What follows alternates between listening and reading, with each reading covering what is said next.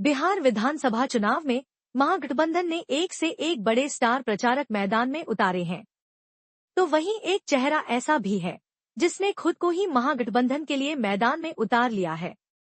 हम बात कर रहे हैं योगेंद्र यादव की।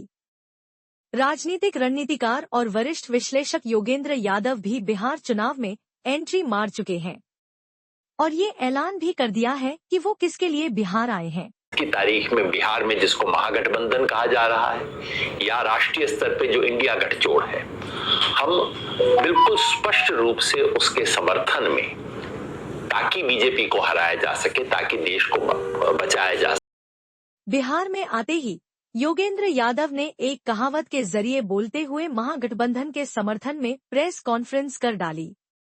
उन्होंने कहा, बिहार में 20 साल से रोटी नहीं पलती है, अगर समय पर रोटी नहीं पलटो तो जल जाती है। यहाँ रोटी पलटी नहीं गई और रोटी जब पलटी नहीं जाती है तो जल जाती है, और यही बिहार में भी हुआ, जल गई।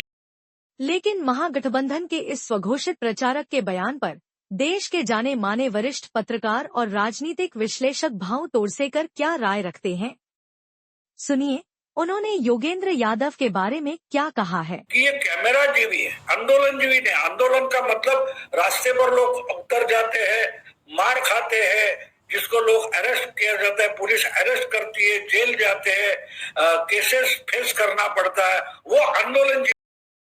भाऊ तोरसेकर ने योगेंद्र यादव को सीधे कैमरा जीवी कहकर उनकी राजनीतिक गंभीरता पर सवाल उठाए हैं। भाऊ के मुताबिक यादव सिर्फ वहीं दिखाई देते हैं जहां कैमरा होता है, जब कैमरा नहीं होता तो वो क्या कर रहे हैं, कहां हैं, इसका पता भी नहीं चलता। भाऊ ने यहां तक कहा कि योगेंद्र यादव बिहार की सरकार को जली रोटी बोल रहे हैं, जबकि वो खुद एक जली हुई रोटी हैं जिसे कोई खाना नहीं चाहता। सबने उनको थाली से निकालकर फेंक दिया है कि खुद योगेंद्र यादव ये जली हुई रोटी है, वो कोई नहीं खा पा रहा है, ना कोई चबा पा रहा है।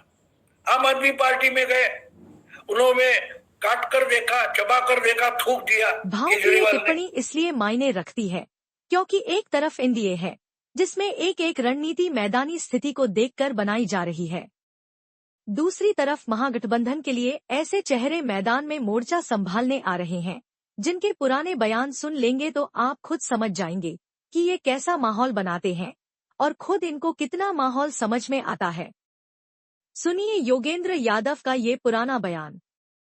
भाइयों, मैं एक जमाने में चुनाव की भविष्यवाणी किया करता था। लोग मेरे से पूछते थे, इसलिए आज भी पूछते हैं, योगेंद्र जी बताओ इस चुनाव में क्या होगा। मैंने कहा जी, इस चुनाव में 3 संभावनाएं हैं। पहली संभावना तो ये है पूरे हरियाणा में कांग्रेस की हवा चलेगी और उसको बहुमत आएगा, ये सही है या नहीं। फिर बोला कि भाई दूसरी संभावना क्या है।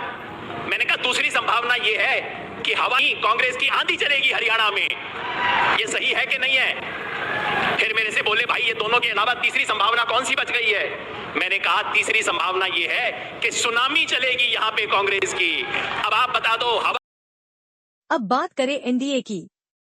एनडीए भी बिहार से बाहर के लोकप्रिय चेहरों को मैदान में उतार रही है। मिसाल के तौर पर मध्य प्रदेश के मुख्यमंत्री डॉक्टर मोहन यादव। यादव समाज के होने के कारण उनको बिहार में खूब सुना जा रहा है। जगह जगह उनकी सभाओं की डिमांड है। उनके भाषणों पर लोग तालियां बजाते हैं। आप खुद सुनिए।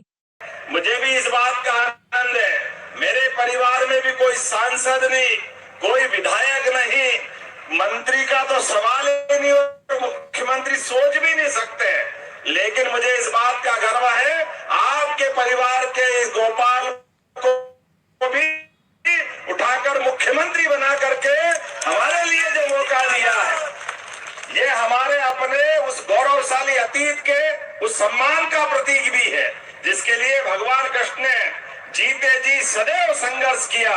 हम सब जानते हैं, जब मैं आपके बीच में आया और मुझे मालूम पड़ा कि आपसे मिलने के लिए रास्ते खोद दिए, हेलीपैड खोद दिए, हमने के मर्जी आए जो करो, लेकिन अपने बीच में आने के लिए मैं जान की बाजी लगा करके भी आपके बीच आने को तैयार हूं। चुनाव की बेला में इनमें से कौन किसको कितने वोट दिला पाएगा, ये तो 14 नवंबर को ही पता चलेगा। मगर रणनीति के लिहाज से एनडीए महागठबंधन से कहीं आगे दिखाई दे रहा है। क्या महागठबंधन योगेंद्र यादव के बयानों और सलाह से बिहार में कोई बड़ा उलटफेर कर पाएगी? ये देखना दिलचस्प होगा। भाव का पूरा विश्लेषण सुनने के लिए आप डिस्क्रिप्शन में दिए लिंक पर जाकर उनके चैनल पर पूरा वीडियो देख सकते हैं।